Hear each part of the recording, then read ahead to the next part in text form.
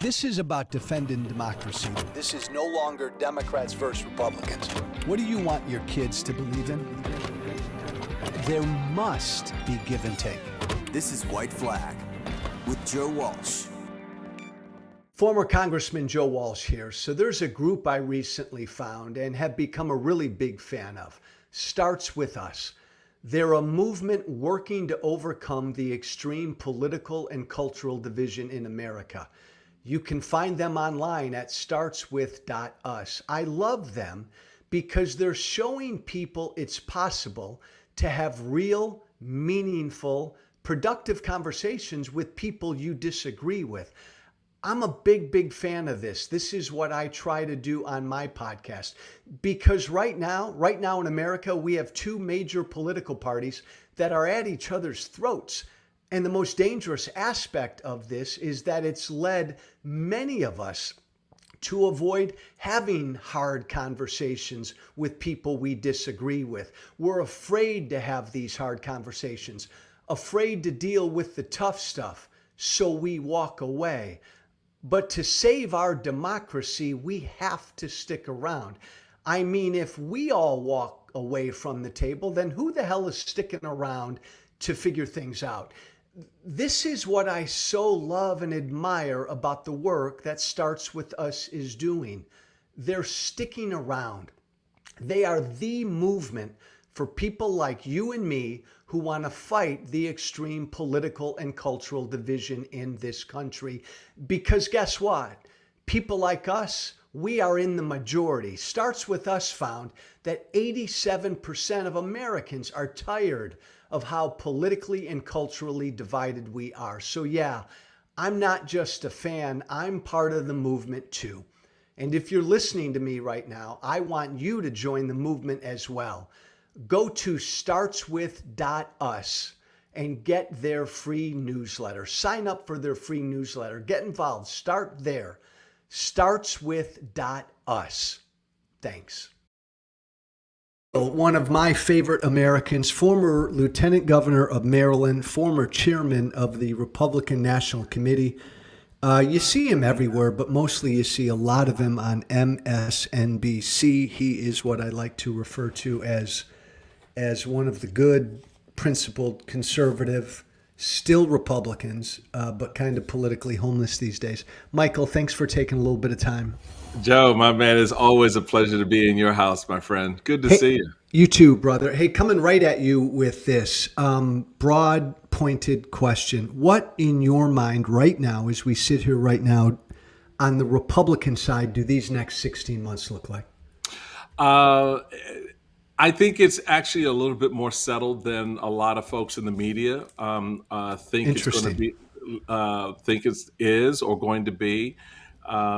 I think Donald Trump, unless there's someone is able to seriously, and this includes Chris Christie, is able to dislodge him from his voters, and that's how you have to look at it. This glide path is fixed. This bad boy is landing at the convention and nominating Donald Trump.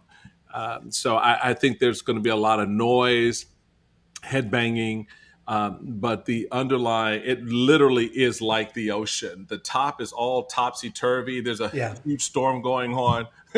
You go 10 feet below the surface, like, oh, okay. It's kind of quiet down here. And I think that's kind of how Trump is positioned.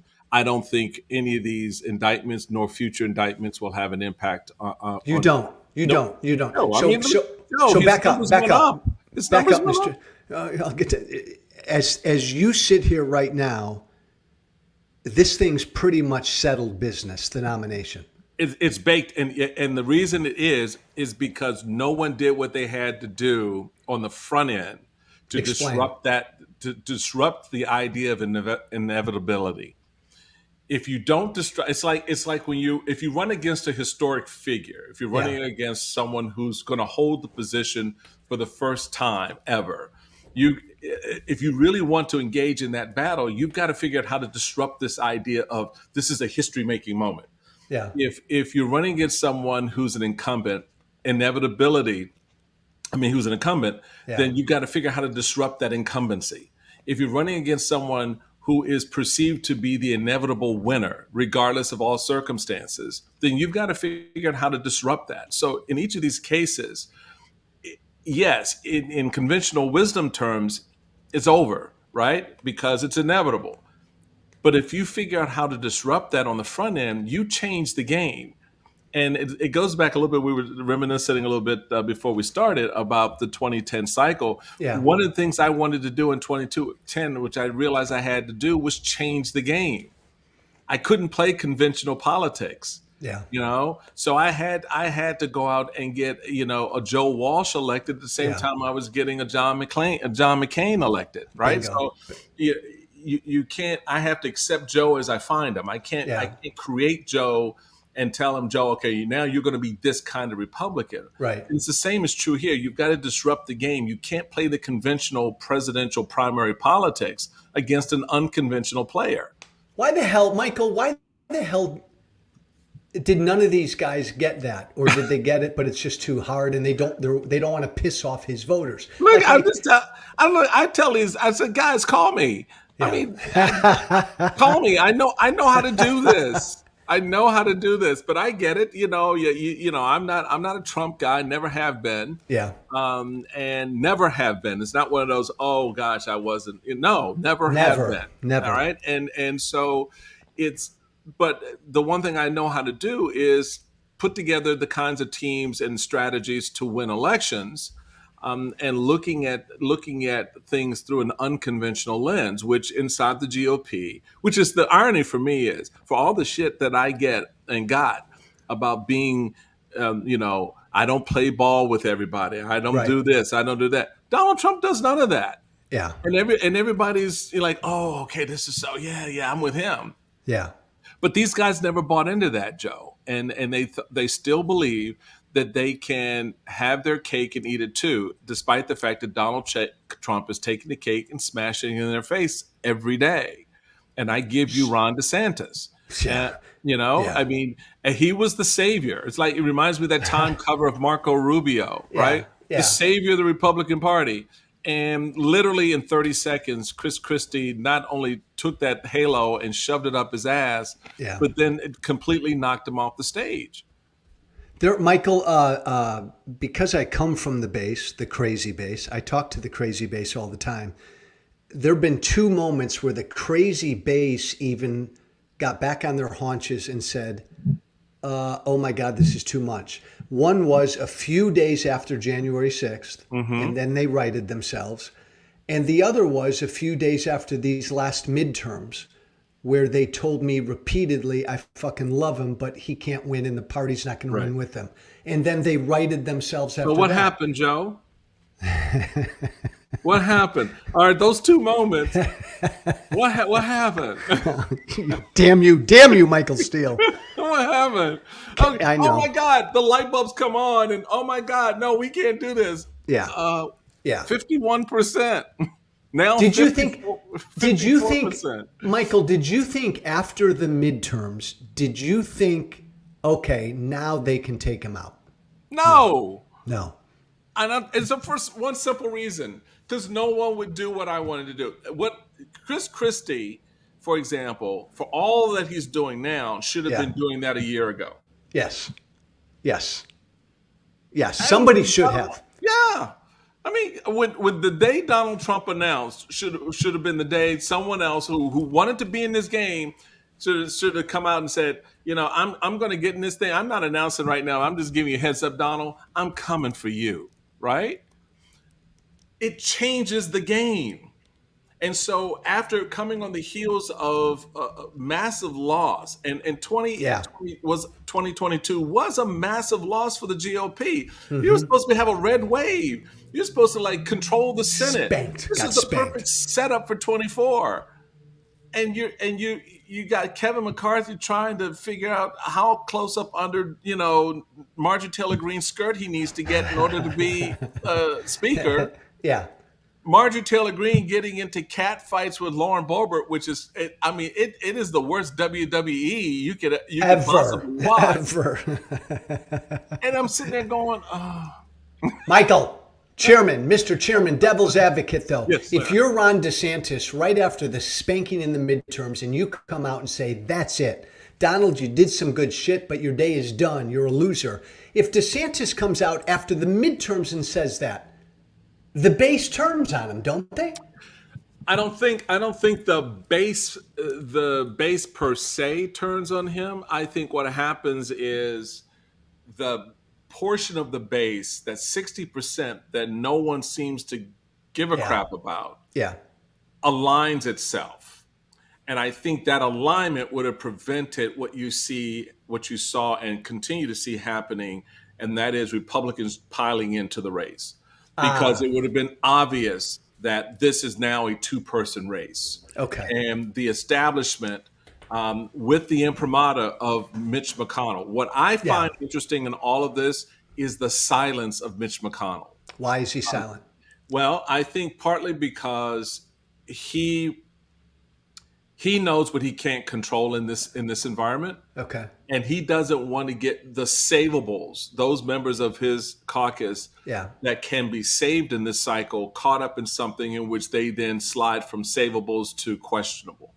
So he's trying to not only hold the margin against any encroachment by the Democrats in the Senate, but then stair step his way towards getting 51 members. Yeah. All right. Yeah.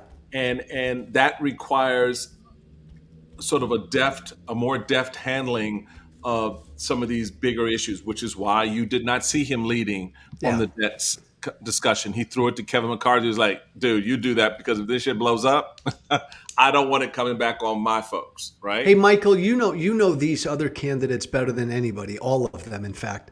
Who could have stepped out the day after the midterms and said, fuck it, that's it, Donald, you're done? Who could have said that? Who could have done that?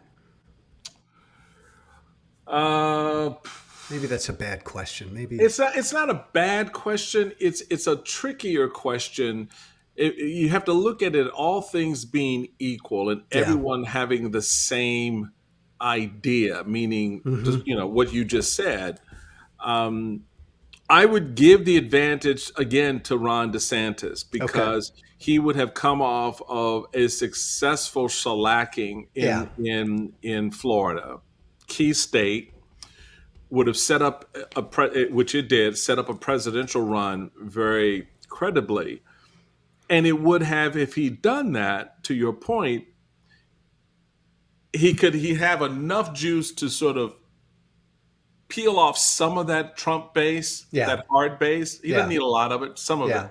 But again, he would have aligned the money and the political interests in the party in a way that the conversation would have been, I hear you, Tim. You could probably get in and run for VP, but you're already on the short list, so don't need to waste your time, right? So if he does that, if DeSantis does that, Michael, then a lot of these guys maybe don't get in. That's my point. So the Nikki Haley's and the Ron DeSantis's, the Tim Scotts, they don't get into the race necessarily because they are creatures of the establishment. If the establishment tells them don't do something, they won't do it. They're not going to buck the order of things. That's not in their nature. Michael, that makes so much frickin' sense, because I think they all think DeSantis is a weak number two. He is a weak number two, and that's why you see them jumping in the race the way they are, because the thinking is, Bragg, Smith, Faunie, all of these folks are going to take Donald Trump down with the legal stuff.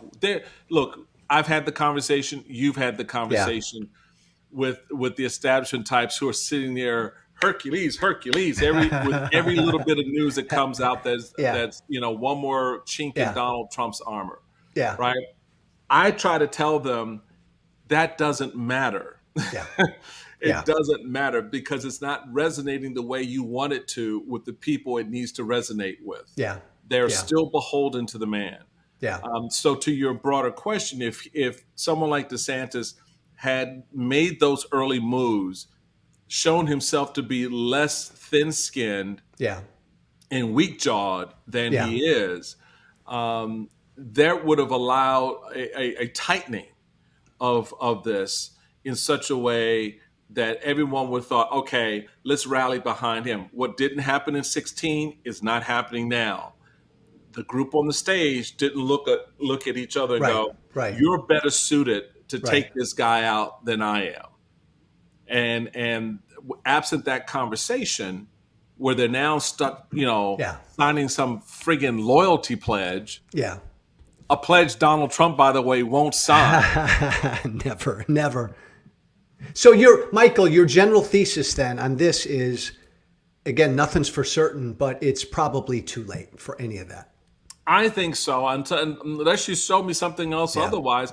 Look, Chris Christie was polling at 1%. The last few weeks, he's gone to 5%. Right. When he gets into double digits, then it's not so much Trump; it's how he takes out DeSantis, Yes. because that's where he's going to be eating from. Yeah. He's going to Yes. be cannibalizing his other opponents, right?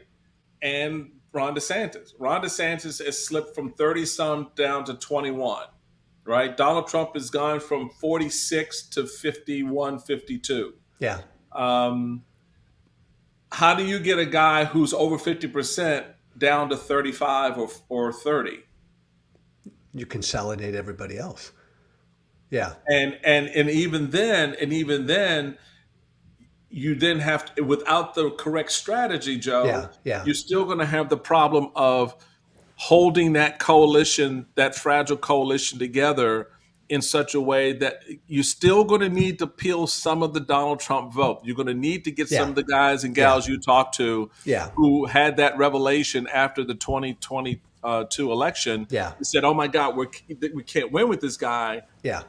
I still like Donald Trump. I love Donald Trump. I'm all about Trump. But I think we're going to be able to win here. And if this individual promises to pardon Donald Trump or to utilize Donald Trump in some way in his administration, I'm good.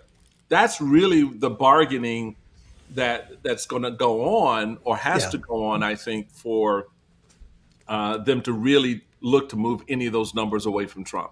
And again, and that's because of right now. They've done this 8, 9, 10 months ago. It's a different story. And again, last time from the mountaintops, everybody who listens to you and I on TV, these indictments don't mean a hill of beans with his base. I don't know. That's not, I don't think, I know they don't. They absolutely don't mean a thing to them. They think it's all part of the ongoing conspiracy. I'm going to give you names of candidates. I want, as only Michael Steele can do, just gut reactions. Mike Pence, go. They wanted to kill you, Mike. Perfect. So I don't. You tell me what lane you got, because all the ones I'm looking at, there are people there with gallows waiting for you. So I don't know how that plays out. He's got no lane, correct? He's got no lane as far as I can see. Yeah. And again, don't see. I keep going back to this because it's been something I've been saying since this whole process started over a year ago. In any typical presidential or non-presidential election cycle, Joe, 20 to 25% of the base votes. The rest don't. Yeah. And if so, your test is, can I get that other 70, 75% to come out and support me? And if you don't have a strategy for that, there's no lane. Tim Scott. I love the reprise of Ronald Reagan. Yeah. I appreciate the kumbaya. And, why can't we all just get along? Yeah. But you got to convince a base that want to break things and hurt people. That it's better to look at the morning sun and see the blue sky than to look at the darkness and the clouds and want to go out and attack somebody. This is I don't see a space for that message right now. It's not a Morning in America GOP anymore. It's not a Morning in America GOP. And the other thing is, you're going to have to reconcile something around this whole idea of race in America. Yeah. Because I can tell you right now, the black folks I know in the community I live in, no street cred. Why? Because you're telling us that there's no racism in America, and then you're bitching about being profiled by Capitol Hill police? Yeah. That ain't going to fly. Stop. Will Hurd, who just got in. Love Will Hurd. In any other world, I think you and I kind of look at Will Hurd and said, Yeah. okay, how do I sign up for that? Yes. Right. Um, but I just, this is not, again, it's the Tim Scott problem. Yeah. Uh, there is no room for that message right now. Um, DeSant.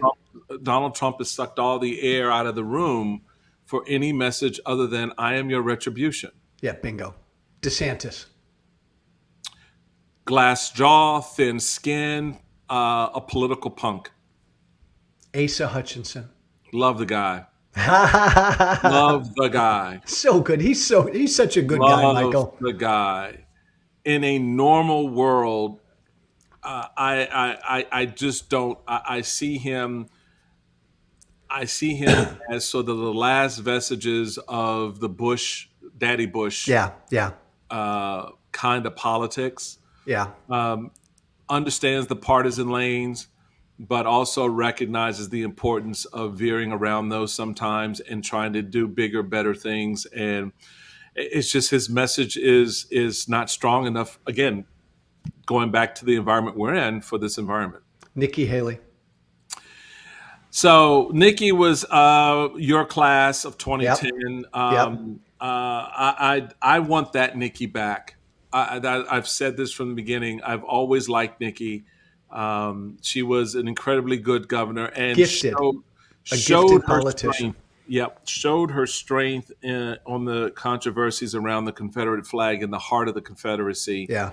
Led her state through that, and now has capitulated all of that for Trumpism, and I don't get it. I don't get it.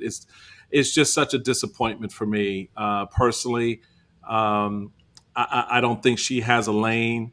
I think there's more misogyny inside the GOP than they want to admit as well. Yeah. Particularly proven by the fact that when you look at the Republican leadership, Yeah. you just don't see women present in Yeah. any significant way. Their voices and influence are not taken seriously. That's always been the case. I've had this conversation with any number of women, especially those who work in the Women's Federation, elected officials, and I just, she represents a future that hasn't matured yet, I think. Michael, you're in a unique position. I've got one more name for you, but you just made me think. A lifelong Republican, you were chairman of the party. Sexism or racism? Are they equal in this Republican Party, or does one kind of They're outweigh the treated other? differently. Both are largely ignored because they like to believe they don't exist, Yeah. right? One they have to confront less than the other, meaning they have to confront issues around sexism a lot less than they have to confront issues around racism. Yeah. Largely because you have political opponents outside and some within the party holding up that mirror saying, look how racist your behavior is. Look at the kinds of policies and people you're supporting. You don't hear that when it comes to women.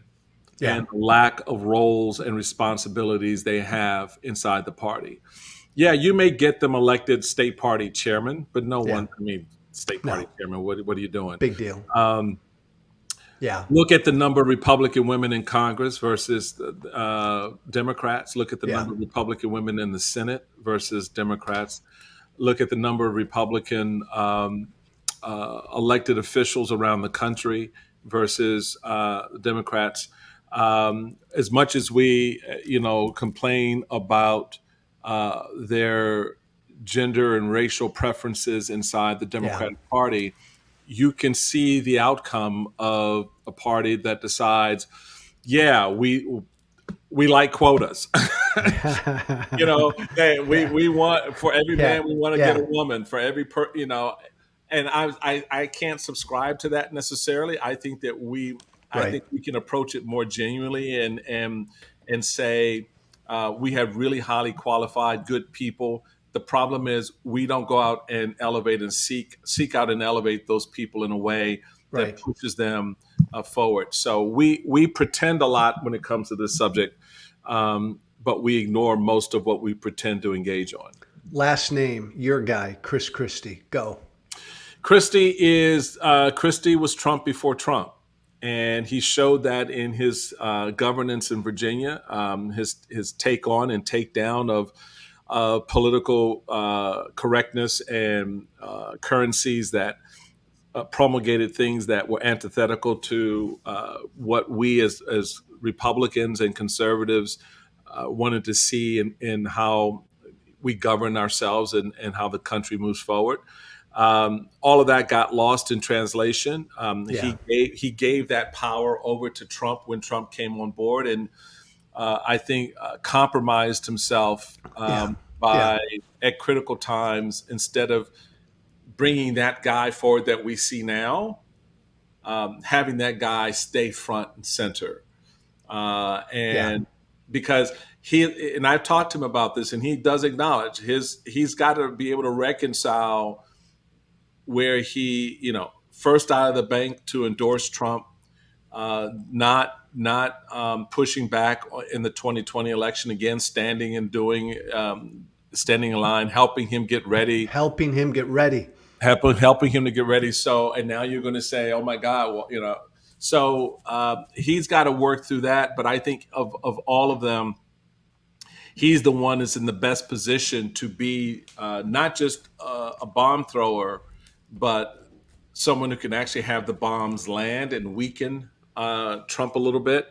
But it may be a little bit too late for the reasons we talked about before. Last question on candidates. If something crazy happens and Trump is out of the race, gets out, I've always thought, Michael, two names that you and I know might get in. Brian Kemp down in Georgia, Glenn Youngkin. Yeah, I think they've got a little bit more runway. Both of them do. I hear Youngkin's name a lot. And I think Brian Kemp would be a very interesting figure. Yeah. Because of the success, very much like DeSantis. He can crow a little bit better than DeSantis because of what happened in Georgia. And he doesn't seem, Michael, maybe you know him, but I don't know him well. He doesn't seem like a dick like DeSantis. No, he's not. No. Okay. Thank God. Thank God. Okay. He's not. Good. So, Good. yeah, that's not how that works. But I just don't think, again, with those two, Youngkin, for example, has to figure out whether he wants to take that leap and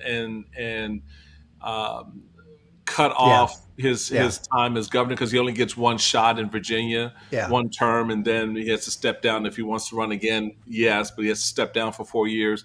So he wants to leave his work undone in Virginia. I'm hearing mixed messages on that in terms of, some of his folks are like, yeah, I think he's going to be ready to make a move, and others are like, he shouldn't make that move. But I think there are two figures. It depends on when, to your question, when that happens. Got it. If it happens before Labor Day, or certainly before October, I think those guys. Because remember, you will have already had a Republican debate taking place in August, so that may clear out some of this. In August. Hey, Michael. We'll see. Let me hop to a few more quickies. Then I'm going to let Michael Steele go run the world. All of us never Trumpers kind of have a red line in what we can and can't support when it comes to our party, the Republican Party. My red line is, I've been very public, I can't support any Republican who supported Trump in 2020. After 4 years of him in the White House, if you still supported him, I can't support you. Now, that's a harsh red line. Do you have a red line, Michael, when it comes to which of these, forget about Trump because you don't support Trump, which of these other Republicans a Michael Steele could support? That's a good question. I'm kind of vetting myself through that process now. Yeah. I think I'm not gonna prejudge it before I see them all on stage debating each other and having that conversation, because I want to see how they answered the Trump question with Trump not there, because I don't think he'll be there for that debate. Agreed. And the RNC is going to try to massage this thing in such a way that keep the lane open for Trump, but try to create a wider lane for some of these other guys to get into. Right. So we'll see how they handle that. I'll have a better sense of where these folks are after I see them all together, engaging, and sort of stating with clarity just how Trumpified they are. That's fair. Because I'll put it this way: anyone who's arguing that they're going to pardon Donald Trump, that's an automatic no for me. That's a no for you. That's an automatic no for me. I'm sorry. You don't get away with that bullshit. I'm sorry. The whole, it's just like what they're trying to do now. Talk about, oh, we're going to rescind the impeachment. No, yeah. bitch, you can't do that. I'm sorry. That's not how it works. If any of them stood on the stage in August and said the 2020 election was stolen, or they kind of hemmed or hawed on it. Done. Done. Oh, baby, if you do that, just the wrath of steel will fall. No, along with a whole lot of other folks, including Joe Walsh. Joe Walsh will be leading that conference. Michael, last one though. If they stand on stage and they kind of sort of say witch hunt with all of Trump's indictments, bullshit. You'd have issues with that. Look, okay. Look, there's only one way you get around, you deal with January 6th. One way, and that is January 6th was an insurrection instigated by the then sitting president of the United States. Amen. It was not genuine political discourse. The 2020 election was not stolen. And Joe Biden was the duly elected president of the United States. Preach, brother. Preach. Preach. If you can't check any of those boxes, shut the you know what up. Yeah. And move on. There's nothing you can say or that I can say to you at that point. You want to be president of the United States. You're harboring insurrectionist tendencies and ideas. You are not worthy to serve. Frightening question for a short, concise answer. What happens if Donald Trump wins again in 24? Then we do everything within our human power to make sure that that thing is killed in the cradle. You do not let that election happen. You do not let that candidacy take shape or form. It is the ruination of the country. I go off of 4 words. I am your retribution. Yeah. Any individual who stands up and wants to be president and says that to the American people, only speaking to a very small sliver of them, I'm sorry. I don't need a retributive president. I need someone who wants to serve the American people under the Constitution, adhere to the rules of law, and to behave their damn ass while they're in the White House. He's the nominee, but he loses in November to Joe Biden. What happens, Michael, to the Republican Party if and when Trump loses in November of 2020? I think there's fracture either way. Okay. I think if Trump gets the nomination, I already know a lot of folks who are, I'm done. They're out. Done. He gets the nomination. If he gets the nomination, they're done. If he gets a nomination and loses, then that fracture widens with the pro-Trumpers and the establishment, because they're going to blame the establishment for the loss. Completely. They are, and so that just creates more fractures, and the party. It's a mess. Probably accelerates, but goes where it inevitably, I think, is going, and that is it becomes something else. And guys like me who are still in it, which we're all right now working to try to create a new home. Right. Those efforts are accelerated. In your gut, I know you're a believing man. In your gut, though, do you believe the party is probably on that road and it's going to Yes. be hard to, okay. Yeah. Yeah. Yeah. Look, it's hard. You and I joked about it, and I've said, I've called myself a Motel 6 Republican, but someone's got to keep the lights on, right? And for the record, Michael will be the last one keeping the lights on. It's the chairman in me. I'm like, I became a Republican when it wasn't fashionable. It wasn't popular. It wasn't Yeah. fun. It was hard. Growing up in D.C. As a Republican, and then moving into a county where, out of 800,000 citizens, there are only 58,000 of them who want to register and identify as Republican. So that's been my story. I talk to these boys who've been in the party forever and has had it so easy. Yeah. They've never struggled to Yeah. put together, win an election, and have to go and have doors slammed in their faces. Yeah, maybe in a primary, but in a general, so it's. For me, I just don't walk away that quickly or that easily. The fight is still in me to save the ideals. Do I call myself a Lincoln Republican? I think those things matter. Yeah. But I am not going to allow them to be sacrificed on the altar of Donald Trump. And I'm not crazy enough to know that maybe I'm the one who puts that light out at the end. And Michael, personal question, and say screw you, Walsh, and don't answer this if you don't want. You're talking about Tea Party Congressman Joe Walsh, Yeah. actually now in 2023, who'd love to run again. Will never be able to go back to the Republican Party. Right. I've actually, Michael, thought about, oh my God, could I become a conservative Democrat? If you ever get to the point where you turn the lights out in that party, you're the last man standing, and I respect the hell out of you for that. Could a Michael Steele ever become a conservative Democrat? Probably not.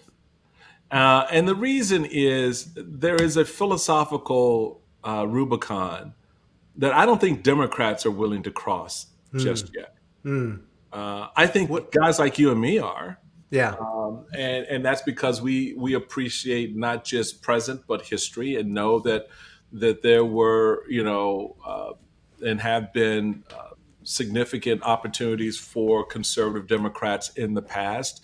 We've seen them legislatively in the Senate and the House, for example, as elected officials. Yeah. The party, as much as Democrats like to sort of sometimes takes this holier than thou when it comes to how they do politics, which I think they're the most inept creatures on the planet. They're not as open tent minded as they claim to be. I sat on a panel with my friend and then chairman, Tom Perez, who essentially said that there was no space for someone like me who's a pro-life American. None. Okay. And I'm like, well, dude, you just told half the country don't look at the Democratic Party if that's an important issue to them. Yeah. So until there's some recognition and reconciliation around that, I don't know how you carve out that home, because the Democrats still have to have their own fight, which they're forestalling. Exactly. Between their progressive wing and their mainstream traditional liberals. I mean, before you even get into folks who are conservative Democrats, they've got to work that out. And I keep telling them, you guys are generally running about 3 to 5 years behind where Republicans are. And that's been the case since about 2006, 2007.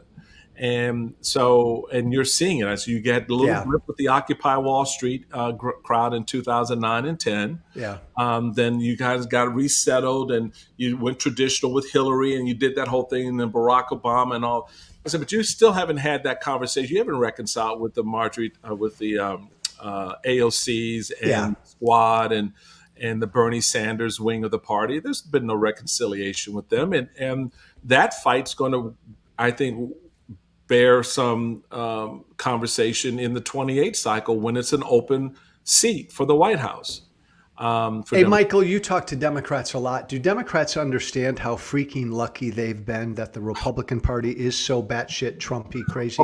I don't think they do. Okay. Honest to God, I don't think they do, Joe. Okay. I don't think they recognize that if we had our shit together, this wouldn't even be close. Yeah. Mitch you don't think they get that? You don't think would be sitting there with about a 7 or 8 seat majority in the Senate, and the House would be closer to the numbers that I got in 2010. That's incredible. I mean, Michael, that's so I wish every Democrat in America could hear what you just said, and they will when this comes out tomorrow. What you just said. If not for how batshit, anti-democratic, pro-authoritarian nutball the Republican Party is, the Democratic Party on policy is in trouble, aren't they? I think so, and I just look at the fact that here you have a president. Let's take the age bullshit out of the conversation, because I've never bought that. I mean, Donald Trump is 4 years younger than exactly Joe. So stop it. And trust me, the president's problem is not so much his age as his stutter, his condition that makes him come off that way. Right? Yeah. Fine, take it aside. How do you not narratively position your party with the country after the bipartisan success? This man was able to get Mitch McConnell and Kevin McCarthy to get their cockeye to sign off on and give Republican votes to the infrastructure bill, right? The inflation bill, and a host of other little things that don't make the headlines. Yeah.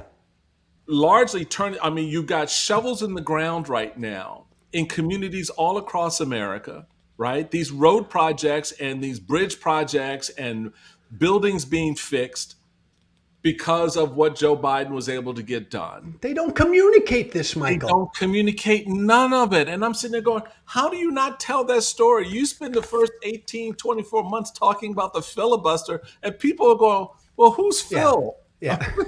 I don't know who's Phil. Phil. Yeah. That's an odd name, Filibuster. What? I don't understand. Who is he? Right. So when you can't communicate your own success against a party that is self-emulating. And Michael is part of the problem. And again, forget the age thing, but Biden right now just is no longer really a communicator. He isn't. And I think he is for the very simple reason that his team, his political team around him won't let him. Bingo, bingo, bingo, bingo. They won't let him. Yeah, I agree. I remember I forget who it was. I think it was Jen Psaki at one point. I was like, why don't they just let President Biden be Senator Biden? Because if they let President Biden be Senator Biden, y'all's problem largely take care of themselves. That's good. Because that guy knows how to do this. God, but they've got him so self-conscious about his age, so self-conscious about his message, so self-conscious about his policy. 46% of the people think he's doing a good job. Yeah. 40-some% think he isn't. Yeah.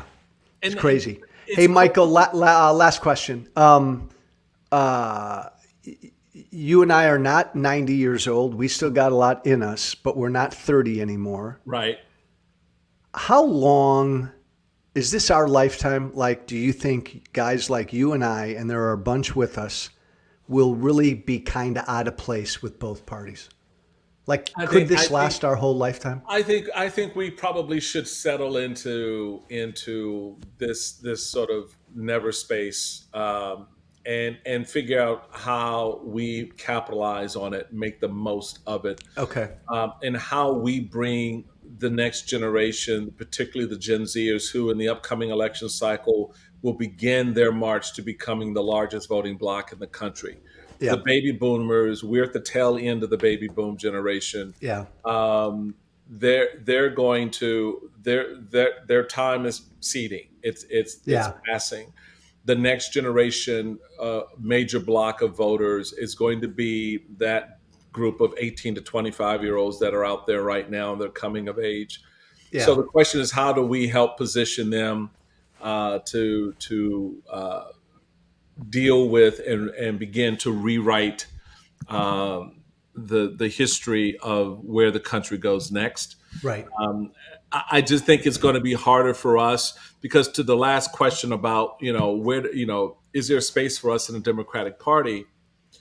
If they turn themselves around and show that there is, then that becomes a new landing page. So some of our friends like Joe Scarborough, have already jumped that Rubicon and gone in, and a few others. Yeah. but they're largely, on the beach by themselves, Yes. Yes. and Yes. that inside of that community, and I don't see how the Democrats. I don't see them making that effort. Now, I hope they do. Great if they did say, "Look, we are truly a big tent party. We are the first, party that really wants to bring in Yeah. your ideological perspective because it makes Yeah. not just us better, but the country stronger." Yeah. I think there are narratives that can be created around there, but they're, again, going back to the point I made, Joe, they got to deal with a very strong progressive Yeah. wing that feels that they've been shortchanged. They Yeah. they feel no different than the Trumpers did and do. That's a good thing to say. That's interesting. You're right. You're And right. I saw that in the 2008 cycle, um, when people were like, "I am not voting for Hillary." I said, "But you're a California Democrat. Well, Yeah. I like, Yeah. I'm not voting Hillary." And then, of course, certainly in 16, where it came to head, and that was the first time I met my first Bernie Sanders Donald Trump voter, was at the Democratic National Convention. Yeah. Yeah. Yeah. His name is Michael Steele. I don't say this liberally. He's one of my favorite listens. He's one of my favorite Americans. If you're pissed off that I'm so outspoken, blame Michael Steele because he kind of got me elected in 2010. Follow him on Twitter, watch him on MSNBC, learn stuff from him. Michael, my friend, thank you. Joe, it's always a treat, my friend. And look, you done good, buddy. You done good, as they say. And I wish you had more time in Congress because I think your voice in this Congress could have been a different anchor. Yeah, yeah. And it's, the one thing I can always say about you were never angry about anything. He was like, dude, this just makes common sense. So let me just tell you why it makes common sense. Let me tell you why I'm a constitutional conservative. Let me tell you why. Oh, come on, Michael. You're right, but sometimes I said some stupid shit. Come on. Well, now. you did. Look, in all, and I think that's is the last point because I know you got to go. I think that's something that all candidates find themselves sort of walking into. Yeah. The point is, you knew how to walk out of it. Yeah. Yeah. You didn't stay stuck in it. You didn't stay stuck in stupid, right? I love that phrase. Right. That's great. So you figured out, okay, that was dumb, and now I'm going to pay a little. I'm going to get some penalty points for that. Yep. So now let me learn from it and move on. So the next time I have this kind of conversation, I don't say something that is turning people off or sounds ignorant. I'm saying something in a way that makes them go, right? And that for me was a very important attribute of a lot of the candidates in the 2010 cycle was, despite the Tea Party affiliation and connection, they weren't swinging from the fences. They weren't out there, except for, Christine O'Donnell and the whole witch thing. I didn't have a whole lot of crazy to deal with, right? Michael, I'll tell you something. What I so freaking love and respect about you is, and maybe you don't remember this, when I launched my Mission Impossible primary challenge to Trump, you had me on your podcast early. Yep. And you, before we went live, you kind of said, Joseph, buckle up a little bit. and you very respectfully walked me through some of the shit I'd done and said, but you did it respectfully, you did it sternly, but you also did it like lovingly, like, what'd you mean? And let's talk about this.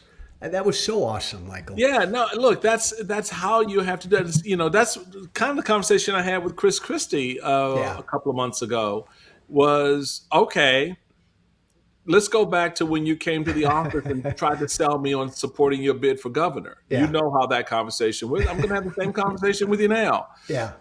And I said, you've got to reconcile with the American people the positions you took on Trump. And help them understand why this is different and how this is going. Because at the end of the day, their suspicion is, when Trump is the nominee, you're still going to support him. Exactly. And if you can't come out and flatly say, under no circumstances will that happen, then you have a long way to go in believability. And I think that that's always important to have that kind of conversation with people like yourself who are looking to make these moves but you can't make the move without understanding, even if it's a small bag, it's still Exactly. baggage. Exactly. And you got to address it, right? Bingo.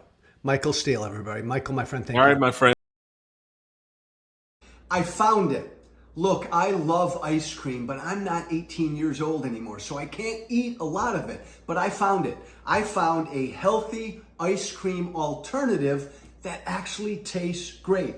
Sweet pea non-dairy ice cream. Get this. It's made with chickpeas. I know, it tastes great. Tastes and feels like real ice cream. Look, I screwed around with soy-based and oat-based products. They all tasted like shit. Sweet pea made from chickpeas is the first healthy alternative I've found that I absolutely love.